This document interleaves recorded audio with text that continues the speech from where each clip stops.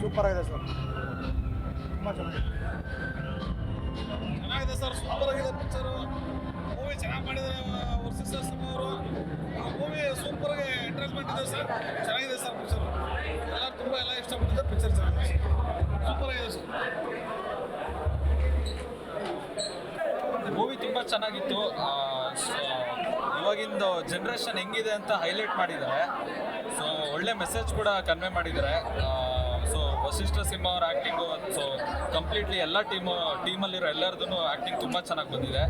So ಒಳ್ಳೆ success ಕಾಣಲಿ ಮೂವಿದು. All the best.